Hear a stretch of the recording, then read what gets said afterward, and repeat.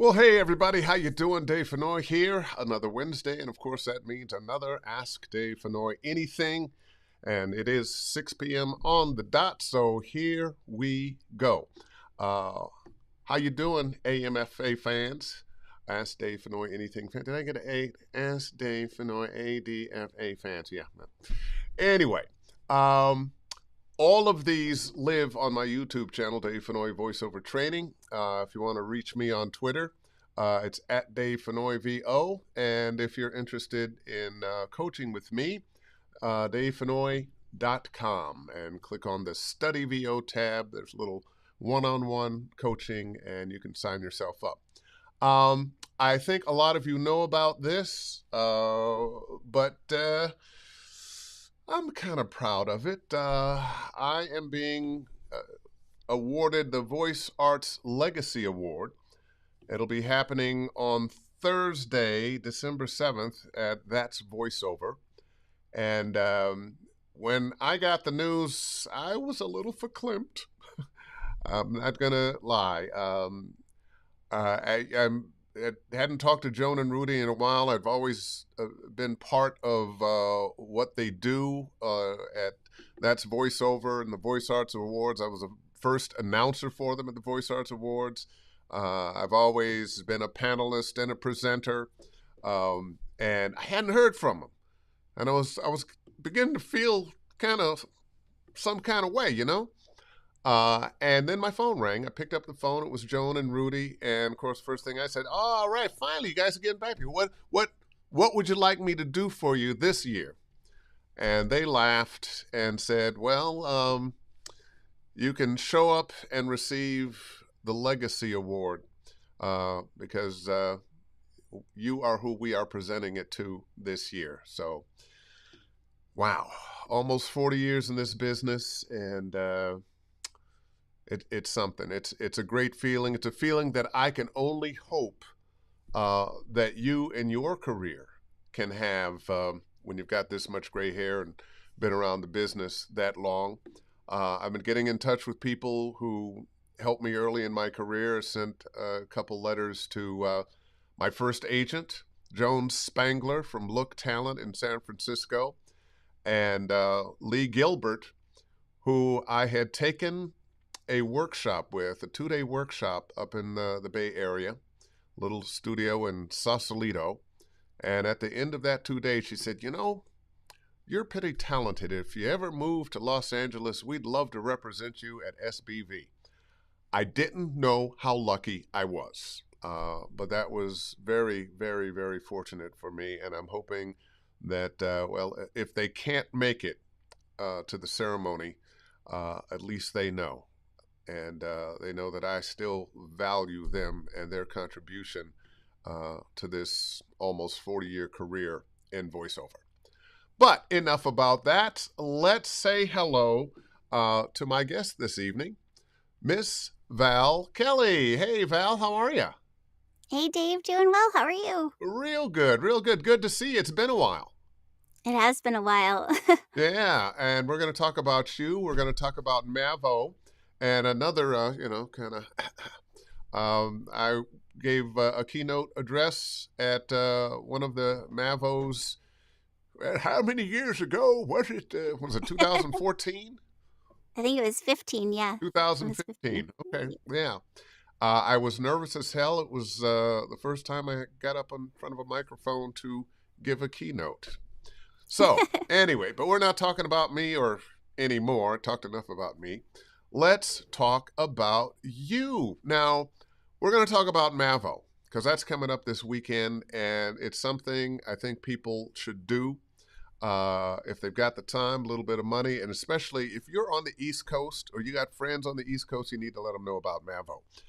But let's talk about you for a little bit as the voiceover actor that you are. When I was reading your bio, you talked about when you started and then when you started working. And there were a number of years there between jumping into this game and really getting going. And the reason I bring it up is because there's so many people out here that are knocking on the voiceover door. And they're feeling like, man, I've been doing this a year, nothing's happening, or I've been doing this for 2 years, and I had one gig, and so forth. So tell me your story, um, and what did you do to get in, first of all, and then once things kind of slowed down or didn't happen the way you wanted, what did you do that made it happen? Yeah, so I actually got started in voiceover initially in 1999. I took like a intro to voiceover type of class, and that was great, but it was like a 6-week class, and you took the class and then you did a demo before you were definitely, ready to do it, and it was like, okay, this is great. And then I didn't know at the time that that's not how it was supposed to work. So I did that, and then my commercial demo sat on a shelf for a really long time. And then in 2011, because I never gave up on it, I just didn't know what to do with it. I really got back into it, and I kind of started training again, and met met with and trained with a bunch of different coaches. And then it was probably, from the time I started in 2011, it was probably a full year at least until I booked my first gig. And it was a lot of auditions and a lot of, trying to make connections with people and attending events and networking and things like that before I finally was able to get that door opened. And things like taking, classes on how to edit your auditions so that they actually sound good, and all of that kind of stuff that I didn't know because I didn't have that training before, because it was literally just, you know, do these scripts. Oh, you sound good. Great. Let's do a demo. I didn't know that that's not how it was supposed to work. And I, that's such a shame because so many people, when they jump into this business, they just don't know what they need to do for a demo. Myself included. My first demo was 5 minutes long. Was all radio spots and a couple of things I'd put together for some friends of mine in a band. And the agent that I sent it to after a couple months told me, "Well, your demo sucks. You've got talent, but your demo sucks. Come back and see me in 6 months." So you finally got started working. And another thing I love about what you do is you're bilingual. And of yeah. course, this part of the world, it's mostly Spanish and English, but you're French and English. Yeah, so I have always loved the French language, and I went to school to study French, and I have my master's degree in French, and I've taught French in a high school for a really long time, in addition to being a voice actor and all the other stuff I do. So it was just a natural thing for me to have, that as another skill set that I can offer in the voiceover world. And when I first started booking things, I did a lot of, children's apps in French and things like that. I would do them in French and in English, so that was great. Yeah, it's really great to be bilingual. There's a lot of work. We get a lot of work from Canada here. I get a lot of auditions. Sometimes I can't do them if they're French Canadian accent, because my accent is kind of neutral French, because I studied in France. But it's really a great skill set to have. So So the Canadians think you're from Paris. maybe not from Paris. I studied in the south of France, so I don't have like a twang to my accent or anything, but you can definitely tell, how Parisians are if they're saying like, are you from Paris? They can definitely tell. So, yeah, they I might be hear like, you. oh, you're from Aix-en-Provence. So, All right. yeah. Well, let's talk a little bit about Mavo. As a matter of fact, let's not talk a little bit about Mavo. Let's talk a lot about Mavo. Okay. How did you come?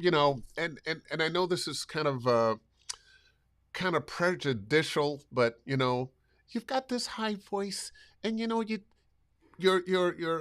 thought about someone with this voice is not the power person that you really are, because you can't just be anybody to put on a voiceover conference year after year after year. And I know there have been some years where it was a little tough, uh, but you haven't given up. You're still doing it. Um, what gave you the idea that you wanted to do this, and how have you kept going so long? So I got the idea in, I think it was 2013, after I had attended a Voice Over Atlanta conference, and I just loved the idea of it so much, of the networking opportunities and just being able to bring in people to train with that I wanted to train with and kind of not have to necessarily go to LA every time to get the training that I wanted to do, since I'm so interested in animation and the cartoon world.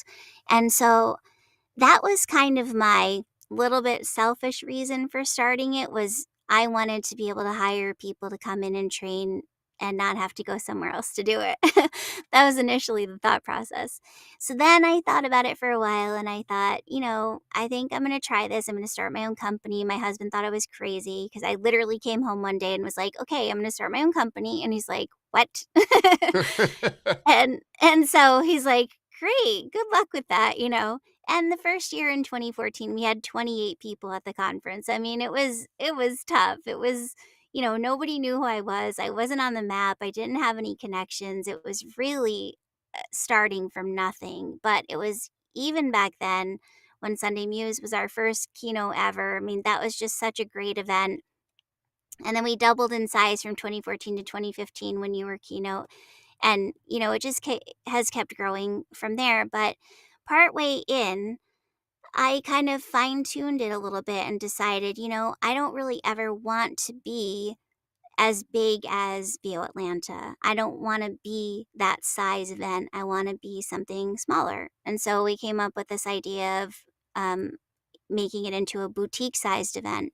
So, meaning boutique sized, like when you think about high quality clothing, you're going for the high quality, but, you know, it's just on a smaller scale. You know what I So mean? So, instead of going into Macy's, you're going into a small boutique that has a variety of wonderful things, but just not everything everywhere.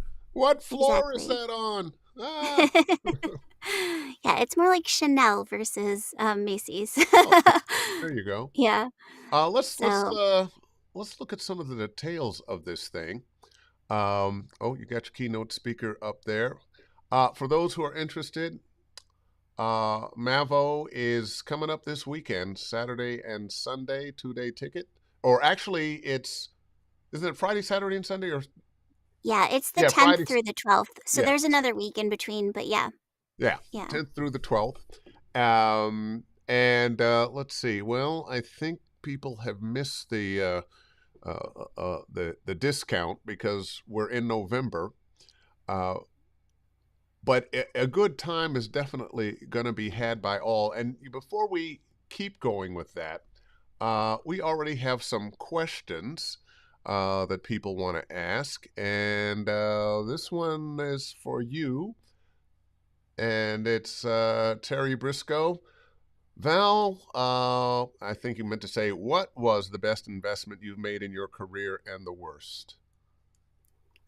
The best investment I made in my career has been absolutely coaching with as many people as possible. I have to say that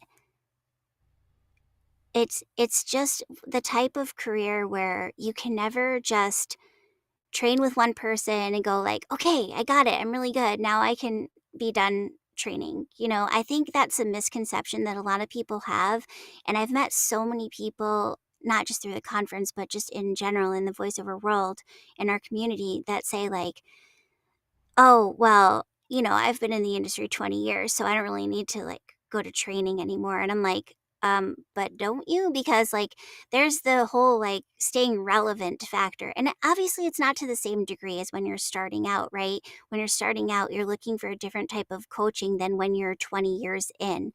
But that's definitely the best investment I've made, is just like coaching with a lot of different people and a lot of different genres, and just really also focusing in on what I'm very interested in. I'm very focused. My voice is very unique. So, it's not like I'm going to be training in things that I'm not necessarily interested in. So I think really like fine tuning and focusing in on what genre you're really interested in.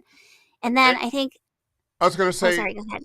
name some names. One of the things I tell my students is, look, you need to work with a lot of different people. Love that you're working with me, but spread it around for your own good. Who are some of the people you've worked with, and why do you love them? Yeah, so the first person I ever worked, I mean, there's so many, but I think Sunday Muse is a great coach for animation. She was my very first coach in animation ever. She was fantastic. Bob Bergen is definitely at the top of the list of one of the best coaches I've ever had. I went to a couple of animation intensive weekends with him in New York City, and it was just a life-changing experience. I mean, he just has so much knowledge, and it's just you can't even, like, really put into words what the experience is like working with him, because he's just so great and he's so He's encouraging. And just one of the things that Bob said that has stuck. one of the things that he said that stuck was, "It's not an overnight industry." That's, it's you're you're not gonna necessarily, get your animation demo done and start booking cartoons the next day. It's not gonna happen like that probably. It's very few people that have it happen like that. You have to be It's also about, a lot about who you know, and putting yourself in the right place at the right time, and being, making those connections. So, he really emphasized also how important networking is, and that was something that really stuck with me for a long time. Is just that, and that was another reason behind the conference, was just, networking and Chances to making those network. networking opportunities for myself, yeah, and for everyone else that attends, obviously. Great. Yeah. This one is a little more just pointed towards me, but let's do it and get it out of the way. Michael Halliday, what's up, Dave? Playing a little Starfield as I watch this. Question for you: of any role out there, what would be the dream role you could land? You know what? The dream role for me, I've had a lot of really good roles. The dream role for me is still Lee Everett from the Walking Dead game. Uh, so many gifts. It gave me such a great character, and not a character that had shown up anywhere else before. I got to create him, and since they killed him off, probably nobody else will ever play him again. Um, so for me, I think the great challenge and joy that I would have would be playing another character that the world has never seen before. That the writing was so good, the story was so good, the characters surrounding this character were so good, and hopefully I would be so good that it became the same kind of iconic character, the same kind of character that uh, when I was working on the Walking Dead game, the first 20 minutes in the session, it was an all day session, I went, oh, this is good. This is this is really good. I didn't really realize how good until all the awards for the game came in. But that's what I would be looking for. I got a hello here from Grace Newton's with us all the time. Hey Val, uh, and Hey, Grace. and somebody comment, Julie Ayat. It's like British English and American English, talking about your French accent, not your French accent, but the Canadian French accent as opposed to the Parisian. Oh, let's see. Oh, and as usual, we have people talking to one another in the chat room. DF Raisin, Terry Briscoe, what's good, man? Well, let's see what Terry had to say. Well, he's talking to somebody else. The one and only Mike Cunningham. He probably hasn't seen that yet. And Julie, hey, Teresa Blunt Gonzalez and Grace Newton. You know, they're family. Mike Cunningham. I feel like a celebrity when the multi award winning actor Terry Briscoe. Yeah. Uh, they love each other. They just do. Um, all right, but let's get back to Mavo. You've got some great guests coming this year. Uh, Yeah. my buddy Joe Cipriano, by the way, Joe is going to be introducing me when I get the award, the Legacy Award, and they asked me who would I want, and I said, my buddy, Joe Cip, gotta be. I mean, there's no one else. There's no other option, right? No, It has no, to I be mean, Joe. we both go way back. We've been friends for years, and he's one of my best friends. So, but anyway, you've got the amazing Joe Cipriano coming, and Tell me how you got him and what's he going to do. I know it's right there on the screen, but you talk about it. Yeah, I mean, Joe is such a great presenter, and he was at the conference several years ago, and I just thought, for this year, I just needed to get him back. So I saw him when I saw him for like 5 seconds, literally, when I was at VO Atlanta this past year. And I was like, oh my gosh, like we need to have you come back to the conference again. And it's been such a long time. And he's doing 2 sessions. He's doing a mastery session on promos, which is like a mastery 3-hour intensive on promos, of course. And then he's also doing a general session on promos. So he's really like doubling up on promos, but that's his specialty. So it's really going to be, those are really going to be great sessions. And the great thing about those mastery sessions is that they're limited to 12 people. So they're really small and they're really intensive. And you get to dive a little bit deeper into the topic, and they're performance based. And that's something I really wanted to make sure that I had um, at the event, was that the sessions that are breakouts and masteries are performance based versus lecture style where you go in and just listen to somebody talk for an hour. I want to perform. I want feedback. I want to know, what can I do with this information? How can I improve? How can I take it back to my booth and become even better? So people in his class are going to have a really amazing experience. He's one of the best coaches ever out there. He absolutely is. He and I have been together at a few conferences teaching, and most of the time I don't get a chance to pop in. But when we were in Normandy with a Euro retreat with J. Michael, I had some time and I popped into his promo mastery. And although I've done promos for years with most of the networks and cable stations and whatnot, I still felt like I'd learned things. And he just has an easy way, and he truly is a master at that. Let's talk about another master, you. Oh, Um, you're doing some sessions as well. Tell me about your breakout sessions. Let's yeah. play. So my breakout session is called Let's Play. It's something that I kind of just spur of the moment came up with. I was like, I'm going to teach a class this year. I taught one last year on social media, and I wanted to kind of take a different direction in the performance side of things. And it's really based on, something that I struggle with sometimes in auditions is getting too in my head and overthinking things, and that can just so hold you back from performing at your best. And so Let's Play is going to be really that, exactly. There's Barbies involved. There's and some, a Will there lot of be some character work. Kins for the guys? There will be some Kens too. Yeah, there's Okay. Barbie and Ken, and some other toys too. Yeah.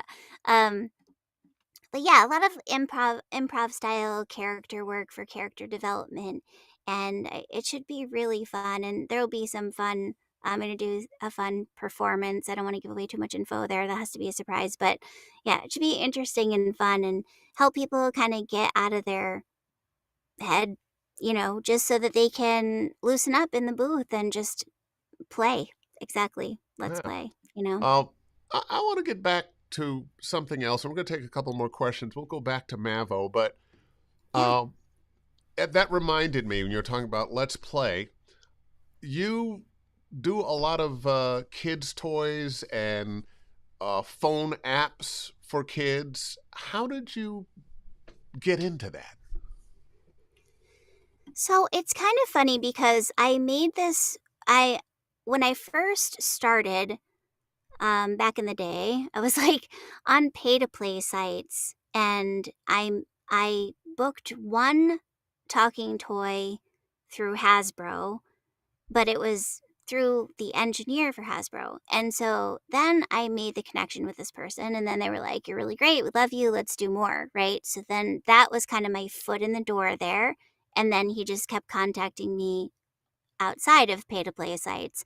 So I didn't have to go through, those low paying types of things and negotiate better rates.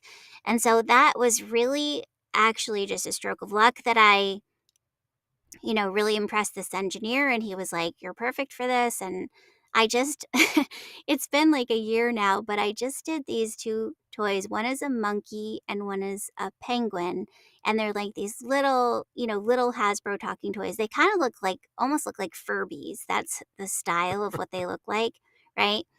And I'm in this recording session, this live recording session, and on the phone, on the session with me is the engineer and the toy creator, which is intimidating because you're like, oh my gosh, that's the person who created the actual toy, and I don't want to like screw this up. And and then you have like voice directors also. So there's all these people on the phone. And I'm doing the monkey one, and they're like, okay, we just have to say this. We're like 40 minutes into it. My voice is like on the verge of being, shot. There's only so much, ooh, ah, ah, that you can do before you before you can be done, right? And they're like, and I'm super into it. I'm just going for it.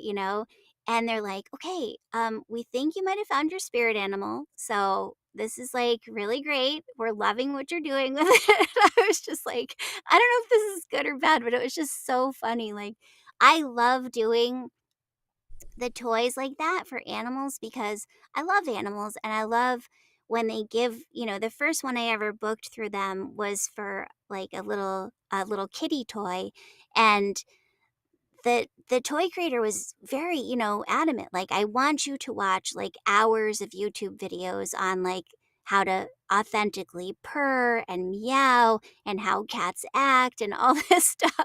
And I'm like and I'm like, okay, gotcha.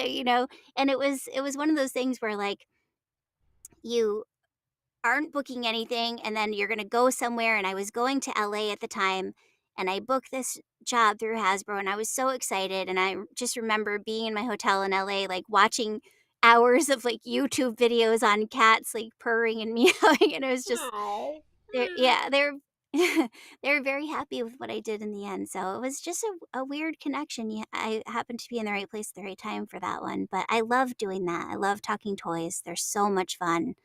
oh, And fantastic. the script is totally weird because you get the script and it's just like there's no words. It's just emotions and like this is your animal and this is, your interpretation of what it would sound like. So it can Oh, be wow, which challenging is sometimes. kind of a daunting task in and of itself. Yeah, it is. Oh, got a question here from Cressy Letren. But how did you know you were ready for a professional demo? How did you know? Oh, wow. Well, for my animation one, I spent forever on it. I mean, I from the time I got training seriously in voiceover in 2011 to the time that I actually had it produced in 2022. Like, I spent 11 years. Like, that's extreme. I was probably ready 5 years before that, Hmm. but I wanted to coach with a lot of different people. I went to a lot of different conferences. I met with a lot of, I wanted to get perspective from a lot of people before I really did it because if you're going to be truly competitive, it has to be really great. And I You was were just, you were already working a fair amount before you had your demo done, a which lot. Yeah. yeah, Yeah. which is because of how you approach the business with the networking and so forth. Not everybody, as a matter of fact, most people, that's not the path they're on. Um, to answer that question for myself, I thought I was ready long before I was ready. When I went into radio, I took a course at Columbia School of Broadcasting and thought I would be ready to do morning drive at some station in a major market, with my degree in my hand and the ink's not dry yet. Sometimes we have an unrealistic idea of who we are and how much talent we have. And I think I was that. And I also think that sometimes that kind of confidence, though you may not actually be able to back it up, is very helpful. Terry Briscoe is coming back with a question. He's piggybacking off of Michael Halliday's question, and he wants to ask you, what would your dream role be? Oh, my dream role. Oh my gosh. I I have to say anything Disney or any animated show on Netflix or any animated show, period. Like just a series television animated show. That's my You know, ultimate goal. do you think living on the East Coast and living you're near DC, if not in DC, right? Um, I'm south of DC. South of DC, so Yeah. Virginia. Yeah. So it's not really a haven for animation. No, Do you think where you live holds you back a little bit from maybe being in bigger, more popular, well-known shows? yeah, I think it does a little bit. I mean, I think, a lot of studios still really want you to be in LA and be able to come into their studio and audition, even though we all have home studios. And, you know, it's I feel like if I was there, I would definitely be able to make more connections and maybe get more of those auditions. But at the same time, my family really doesn't want to move to LA. I So was for going to right say, is just now, tell your husband yeah. and your two kids we're moving to LA. I know. That wouldn't work. I know. I don't Well, think so. Yeah. And I don't know if I would I really like the idea of someday, like maybe when my kids are in college, I like the idea of doing like a bi-coastal type of thing where, I have a place in LA and live there go travel back and forth well, and make it and work, your you kids are know. getting closer to being in college. When I met you, they were Yeah. toddlers, I and know. now they're teenagers and they know everything. Absolutely. Got a question for you from Grace Newton. Val, what has been one of your biggest challenges and how did you overcome it? One of my biggest challenges I think has been, like I said before, just getting to it in my head. It holds me back sometimes. I overthink. That's my biggest downfall as an actor. And I really have to work hard to do things like meditation. And um, I, I do like, I'll just sing like the craziest song before I go into a character, or I'll do it in character right before I'm going to audition for something. So I don't have time to overthink it anymore. So that's something I just found techniques that work for me that just kind of get me immediately out of my head. It's just I might be crazy nervous inside, but it doesn't show when I'm in the audition because I just do that before. All right, got another one for you here. Mike Cunningham, Val, you are by all accounts a very successful actor and businesswoman. Can you tell us about a failure you have had that was difficult and how you worked through it, be it in business or VO?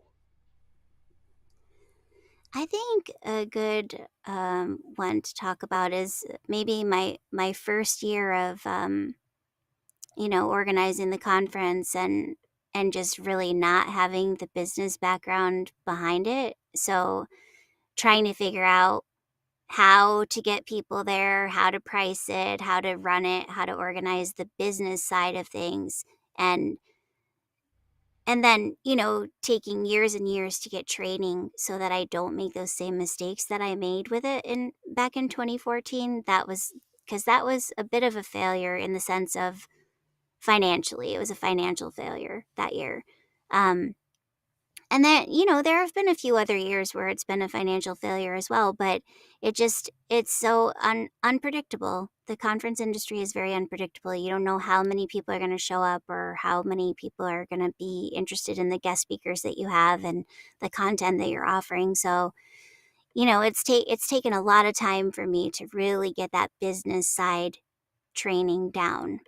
Yeah. So that's how I kind of overcame it. I've got a question here that is going to be a wonderful segue question. Val, how do you decide who to feature as guest speakers each year? Joe Sip was amazing when I took his class in Atlanta. I would advise anyone interested to learn from the master. How do you choose your guests? So I usually come up with who I want the keynote to be first.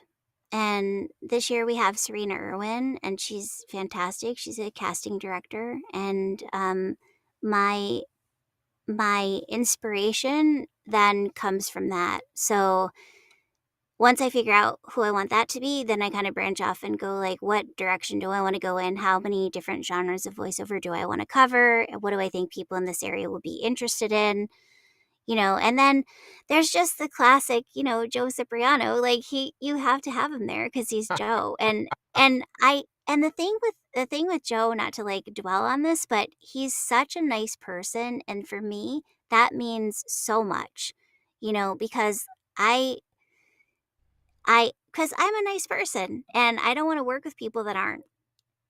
That's really what it comes down to. So my whole philosophy in hiring people to be at the conference is, they have to have a, good amount of experience in the industry and be, willing to help promote and things like that, but also offer content that's not necessarily things that you're going to see everywhere you go, because it is a unique type of an event, even though with things like promos and stuff like that, that is offered in other places. But I always tell my guest speakers they have to put some kind of different twist on it. They have to offer something a little bit different that they're not going to give everywhere else. And, and yeah, it's just, and we do also take like applications for guest speakers who want to be involved. Like there's certain people I choose and invite myself, and then I do take Certain people kind of raising an their hand. application. Can I? Yeah. Please? Yeah. Of course. Well, that perfect segue. Let's talk about your keynote speaker, Serena Irwin. You chose her Because she's a casting director, because she trained under Andrea Romano, so she ah, kind of took over casting a lot of her shows that she did. And I got the chance to train with Andrea Romano a while back when she was keynote at VoiceOver Atlanta, and I loved her so much that when I was researching, trying to get a casting director as the keynote for this year, I found Serena. And so it's been a few years in the making to get Serena there because she's very busy. And it was one of those things where the first year I asked her to come, she just couldn't make it happen. So I kept like pursuing it. I was like, I'm not giving up. Like, let's try to make this happen. And she is really fantastic. She's also an actress herself, so she's coming at it from both sides of the glass. And my internal thought is like, she's a casting director, she could hire me, so it ah. doesn't hurt to have people I connected was like that, just about to say, here in LA, one of the most popular short workouts or workshops are the one evening with a casting director from Disney or Cartoon Network or wherever, or director, somebody who can hire you. Yeah. And I always tell people it's a great idea, but make sure you're ready before you go. But I was reading what she says here. We're all making choices daily. In fact, all day long from the moment we awake until we put it to bed. Choices must be made. Even while we dream, we are making choices. Isn't that exciting? Exhausting at times, but yes, you are in control of your choices. You. So, how do you ignite that creative spirit when looking at text? And I know working with my students and with game scripts and other scripts that we work on, how do you make those choices? And trying to get people to make choices beyond, oh, this word is important, and let me read this clearly, to open up your mind to what room am I in, or am I outside? How many people are around me? What am I wearing? What are the movement? When do I scratch my head? Uh, to find the real humanity or distance from humanity of our characters. So I think that will probably be quite the good speech. Buddy of mine, Michael Scott, who is killing it in the voiceover game with just about everything, but definitely in video games. And he's doing a breakout session doing what? Michael's doing a couple of sessions. I can't remember if it's his breakout or his mastery. That one of them is about the okay, hold on, let me think about it for a second. One of them is talking about sound-alikes, so the secret world of sound-alikes, but I can't remember. I think that might be his breakout session. I don't have Okay. the thing in front of me. I should have had it in front of me. Um, and then he's doing another session. He's doing another mastery session, which is a more intensive type of scenario where he's talking about more in the video game realm, where he's doing like sound effects and action moves and all that kind of stuff. And it should be really Well, fun and listen, interesting. you're probably gonna see him before I do, so you tell him I know he got everything from me. Of course. Oh boy, I'm gonna hear about that. And Katie Lee, she's gonna be one of your guest speakers and doing a breakout session. Um, why did you choose her, and what's she gonna do? Katie Lee's offering 2 sessions. She's doing a breakout session that's on toys, games, and apps, which will be really great. And just kind of diving into that world. And she does so much of that. So I think she really has a lot to offer to attendees. And then she's also doing an ensemble read workout for her mastery session. So during that 3-hour session, people will get to go in and she'll be choosing a few scripts for them to work with and um, casting people and directing people and then helping them to do a performance from start to finish, like when you're in a live audition. So it should be really cool. I did something like that with her at another event and it was really great. So Katie's just one of the best. So You definitely have some good people. I want to take a couple of questions here that some people have. Let's see, Lyle Bannister for both of us, but you take this first. At what point in your life did you decide voice acting? Oh, you know what? You answered that. Um, and Linda Baker, do you use natural voice a lot for toy and kids products since it's so youthful, high, and unique? I do book a lot of stuff for my natural voice. And this is But your natural voice. this is my natural voice. It might be a little pitched up just because I'm, you know, on camera and it makes me nervous. But um, but for the most part, this is my natural voice. And I think when I do talking toys and apps, most of the time it's very pitched up. So it just depends on the toy or app. But a lot of times they want it to be like very, very high pitched. So Do you ever yeah. play boys? I don't book a lot of boys. I have kind of like a neutral boy voice, but I don't really book a lot with them.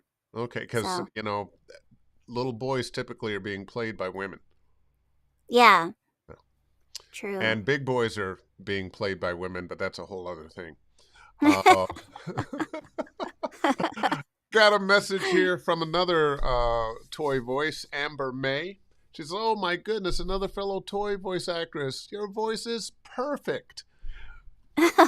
Thank you. And let's see, Mike Cunningham. I'm so glad I signed up for the session with Joe. Oh, fantastic! I've heard nothing but high praise of him, and I'm going to give him high praise. Yeah, he is one of my best friends, but uh, I got a lot of friends that aren't in this business that are best friends, and some of them I wouldn't recommend for anything but hanging out. But Joe, he's one of the nicest people you're ever going to meet, and he knows his business, and his teaching style is warm, friendly. You will laugh and you will learn. So that's a good thing. Um, DF Raisin, question for both of you. If you could go back in time to when you first started, what's one thing you would absolutely want to tell your younger self about VO, man, or anything else in life? I'll put the pressure on you, Val. Wow. Oh, wow.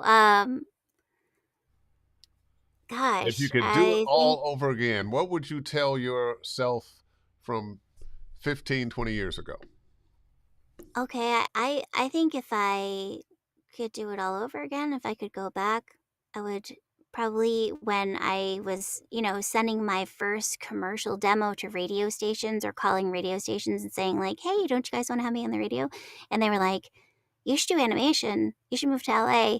I wish I had taken that advice. I wish I had done it back then. I wish I had just said, "I'm going to do this," and took a leap of faith, believed in myself. So I would tell my younger self to move to LA. There's so many things I would tell my younger self, that this is not the time nor place. We'd be here all day, and anyway, let's continue on talking about Mavo. I noticed you're doing a vet discount. Yes. I just saw a little blurb on the news that the Senate is finally going to get around this asshole that's been holding up promotions for everybody. Drives me nuts, so just a little related there. But yeah, God bless you for helping out the vets. I Of course, appreciate that. yeah. Let's see. And there. I wanted to make sure I got to Mark Scott. Uh, I have only met him briefly. I have watched from time to time some of his videos, um, and I really like what he has to say. I really like his approach as a coach. Not that I've coached with him, but he gives you a little coaching in his videos. How did you snag him, and what's he going to be doing? Yeah, so Mark Scott is great. He's been at the conference a few times in the past, and he's covering a mastery session, which is it's talking about like start to finish how you do an email, like when you're trying to make like, sorry, I can't talk. When you're trying to connect with new people, new clients. He's talking about the whole process, start to finish, how that goes. And then he's also doing, is it a general session? I think it's a general session. There's so many, it's hard to remember Yeah, it all of says here them, general honestly. session and Yeah. panel. But what you're talking about there is important in the world we're living in today. The voiceover world I came up in was you got in the union, you had an agent, you auditioned at your agent's or a casting house, and you worked at some studio someplace outside of your house. We are in a completely different world now, where if you don't have a home studio, you are not in this business. And for me, I don't think I'll ever be the guy that has to um, find my own clients. It's not to say I haven't ever done it, but it's not the majority of what I have to do at all. When I find clients, it's usually accident. I happen to be talking to somebody. I have agents who send me auditions. I audition. I book some of them. Some of them turn into long-term clients. What Mark teaches you beyond voiceover in and of itself is how to build your business. And that is very important in the world we're in today. Unfortunately, most of the work is not union anymore. I'd like to say it's 50-50, but I'm afraid it's probably less than 50% is union work. I'm still going to suggest that people join the union. You're going to love it when you hit 65, 70, and you have a pension, and throughout you were able to get health care, although NAVA is helping with that. But Mark is also a great choice for you at Mavo. There's a lot that, especially now, especially if you are just getting in this business now, or have been in it for just a little while, you're going to learn a ton. Absolutely. He really has such a great knowledge of the business and marketing side of the industry that every session that he offers is so it's just you'll take pages and pages of notes if you're that type of person. And it's I've never been in one of his sessions and not learned a ton. So it was just a no-brainer to have him back. It's been a few years, and it's really great. He's such a nice person, and he's a great, great coach. And he's also a bronze level sponsor this year, so it's really awesome that he's supporting us in that way as well. And so, yeah, Well, and it's let going to me be ask really you great. this. I'm going to ask again. What's one of the thing when I ask about Bob Bergen? Same thing with Mark Scott, and I'm going to say, what's something that has stuck with you from your training with him? My training with Mark, to shorten emails. Shorten emails. Like 5 minutes in his class. Val, your emails are too long. Okay, great. And You now, know do I what? always stick to that That's rule? interesting. I say the same thing to my students when they're talking about things like I want to get an agent, so forth and so on. It's like, no, keep it short. People are busy; they don't Yeah, have time to read your long ass email. I Uh, know. Respect their I'm the time. worst. I'm Are the you? worst. Yeah, he's like, Val, this could have been said in like one paragraph. Why is it eight? And I'm like, but, and he's like, no, it's just too much. Like, just bring it down. Like, Yeah, okay. So, I probably should write longer emails. You know, my agents will send me a booking. I'll write back. Got it. That's it. You can do. I'll be there. Okay. Uh, nice. but you still do have to communicate. I love that. Oh boy, boy, boy. Let's see if we can get another couple questions in here. Um, oh boy, I think I got all the really good stuff. A lot of people are talking to one another. Got any more questions? You got any more questions for Val Kelly? Uh, we got 8 minutes left. Val, do you teach? Sometimes, I mean, I teach French, so that's separate, Uh, but yeah, ça c'est bon. I Formidable. do sometimes I'll do classes that are, like workout sessions. I'll do coaching on it's only character-based stuff. I don't really do commercial coaching at all just because I don't feel like that's my specialty area. So, I'll do some coaching on character work and character development. That's kind of What are where I some of thrive. your tenets? What are some of your rules that you would give to somebody who wants to do character work?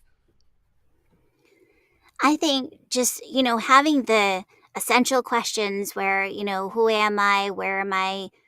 Who am I talking to? What's my action? What's my emotion?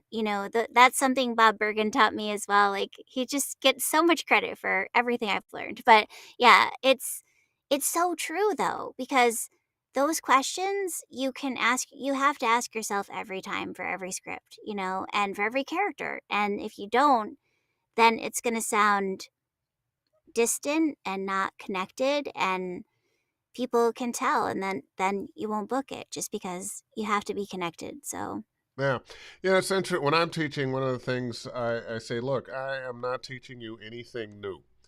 I'm teaching you the same thing that you should be learning from other people. It's just my way of saying things. But what you were just talking about, what are you reacting to? What are you thinking? What are you feeling? What are you doing? Who are you talking to? And what's that relationship? Got to have at least that. yeah, Why are you saying what you're saying? What was just said or just happened that you're saying this? Now, those kinds of, and I'm always amazed at the number of actors who, for them, it's how do I make this sound? And I go, okay, well, right, whatever that voice is, fine. Um, and somebody had mentioned a couple weeks ago, every character has a voice, but every voice doesn't necessarily have a character. And you've got to bring that character's worldview and what they're going through in this moment to that moment to this moment to that moment. Yeah. definitely. And I always say too with characters, you have to kind of be able. I truly believe you have to kind of be able to live in that character. So if it's going to be believable and you can actually use it in your kind of Rolodex of characters that lives in your head, which makes you sound crazy, but it's true for animation. You just kind of have to have that and scroll through and be like, "Oh, this one will work here." That development is so important, but you have to be able to live in that character, right? So if if if it's going to be believable, I test it out on my kids. And if they believe it and they think it's funny and they think it's a good, cute character, then I know it's going to work. If they're like, "Mom, this is lame," I'm like, "Okay, this one is going out the window. Like it's not working." And because your kids will be brutally honest with you. It's like, okay, and they've grown up with a mom as a voice actor, so they understand the whole process, and they've heard me try out all hundreds of different characters over the years, and they're like, "This one is good. This one is no, I don't know So what that what is." do what do your kids want to do? Are they interested at all in being a voice actor? Well, my 15-year-old Maddie, she's really great at acting, and she's got great comedic timing, so I wouldn't be surprised if someday she kind of goes in that direction, but right now she wants to be an astrophysicist. So, we'll see. It's And a they're bit so on the other end. Yeah. and Yeah. but the other one not so much. And Chloe, she's very into art. She's great at drawing, so she draws characters for me, Oh, and the two she's of them also can be really a great at team. One draws the I know. characters and the other voices them. Hey, Exactly. you gotta, kind of Keep get it in that, the family. keep it in the family. There it is. There it Yeah. is. Gotta. DF Raisin has another question. Let me move that where we can see it. Good to know you teach French. Oh, it's not a question. It's a comment. I may be interested in signing up. So, where do you teach your French class, or are you still teaching French? I still teach French in high school, actually. Ah, So, yeah, okay. that's So, teaching French in a high school, wife, mother of two now teenagers. So there is window there's light at the end of that tunnel. Uh, a voiceover actress, and you're the CEO, director, head woman in charge of Mavo. That's a yeah, lot. it's just You a got a few lot on things. It's a your lot. plate. You're a superwoman. Thanks. It's a lot, but I think I thrive when I'm really busy. So, I mean, sometimes it can be overwhelming, but I try to find balance. And like I said before, meditation really helps to kind of even out When do you those have really time to stressful meditate? times. Not very frequently, but when I do, it's mostly like right before I sleep. So, You should meditate right on into a nap. That's right more into me. sleep. Every time I try, I'm going to meditate. Next thing, anyway, got another question here. Terry Briscoe, DF Raisin. I and is did he was afraid to ask, so you're asking for him. I don't know. Val, do you have any suggestions for workshops or meetups in the DMV for a VO newbie? DMV is Oh, uh, District, Maryland and Virginia, like, okay. District Maryland, the Virginia. tri-state area, yeah. Oh, okay. Um, s uh, I mean, there's everything is, like, online now, but I don't know of that many besides the conference itself. I'm sure that there are people that do, local meetups, like, they have local Northern Virginia does a lot of stuff. They have a voiceover group, and there's all kind of Facebook groups and stuff like that that you can find where they'll do, like, coffee meetups and things like that. But as far as other stuff, I'm not really aware of too many other things, and I'm sure that there are, but I just am not too aware of them. Okay. Well, we are Yeah. just about at our time up. Let's go over the details of what's happening this coming weekend, Mavo 2023. Still tickets available? Yes, we have 1, 2, and 3-day tickets still available, and we have a few breakout and mastery sessions also available. Those are really, we wanted to offer options this year for the tickets, so if people can't come for the whole weekend, they can come for 1 day, they can come for 2 days, and Yeah. it's a One great one of the best things option. about where we are now is wherever you are. you can get someplace. Oh, wait a minute. Wait just a doggone minute. Hold on. I didn't see this, but there he is. Okay. There. Joe Cipriano himself. Thank you, Val, for all the hard work and inspiration you put toward the voiceover industry. You can't wait to see you in 2 weeks. Hey, what about me, Joe? What about me? All right. Thanks, So Joe. Joe Cipriano's going to be there. I know this is going to be a fantastic Mavo. I hope you'll invite me back. I don't have to be keynote speaker. I can do some workshops for you. Of But course. people are going to have a lot of fun and learn things. And I'll tell you the truth, one of the best things about Mavo and the other conventions is the camaraderie, is the opportunity in this very lonely business where we are locked in our studios all day, auditioning and talking to ourselves, an opportunity to get out and meet your fellow voiceover actors. It's one of my favorite things in the world to do. And oh, he did say hello. Oh, thanks, Joe. Thanks, man. All right, everybody. Val Kelly, thank you so much, Val, for joining me. I really appreciate it. Oh, thank you so much, Dave, for having me on the show. I really appreciate it. It was so great to see you, and I definitely would love to have you back at a Mavo event, maybe 2024. We'll see what we can do about that. All right, all Yeah. right. Val Kelly, everybody. Mavo happening this weekend. You out that way? You might want to check it out. All right, that wraps up another Ask Dave Fennoy Anything. Thank you, Ask Dave Fennoy family. And these live on my YouTube channel, Dave Fennoy Voiceover Training. My Twitter or X is at Dave Fennoy VO. And if you are interested in coaching with me, you can visit davefennoy.com. Click on the Study VO tab at the top. A little box will come down and you'll say, oh, yeah, one-on-one training. Click on that and you can book yourself.